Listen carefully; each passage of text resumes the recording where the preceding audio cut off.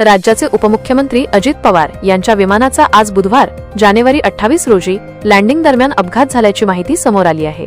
यामध्ये अजित पवार यांच्यासह 5 जणांचा मृत्यू झाल्याची माहिती डीजीसीएने दिली आहे। अजित पवारांच्या मृत्यूची बातमी कळताच संपूर्ण महाराष्ट्र शोकसागरात बुडाला आहे। अजित पवार यांची बुधवारी बारामतीमध्ये सभा होती। या अपघातात सुरुवातीला अजित पवार गंभीर जखमी झाल्याचे सांगण्यात येत होते। अजित पवार यांच्यासोबत त्यांचे सुरक्षा रक्षक आणि वैमानिक होते।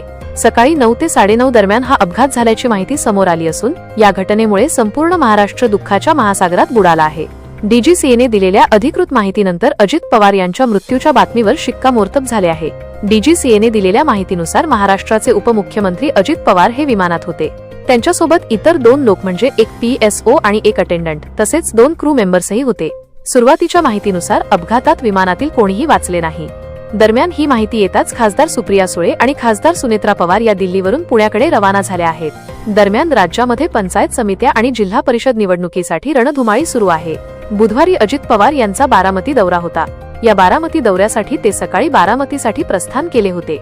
बारामतीमध्ये विमान लँडिंग होत असतानाच विमानामध्ये तांत्रिक बिघाड झाल्याने विमान अपघातग्रस्त झाले।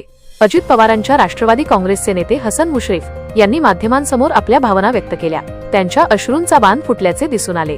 यावेळी त्यांनी आम्ही पोरके झाल्याचे मत व्यक्त केले। दरम्यान प्रफुल्ल पटेल यांनाही माहिती कळताच अश्रूंचा बांध फुटल्याचे दिसून आले। राज्याचे उपमुख्यमंत्री अजित पवार यांच्यासह अंगरक्षक विदीप जाधव, पिंकी माळी तसेच कॅप्टन सुमित कपूर आणि कॅप्टन शांभवी पाठक यांचा समावेश आहे।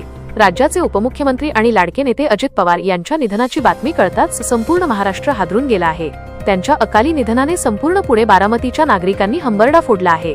तर अजित पवारांच्या राष्ट्रवादी काँग्रेसचे नेत्यांनी पोरके झाल्याची भावना व्यक्त केली आहे।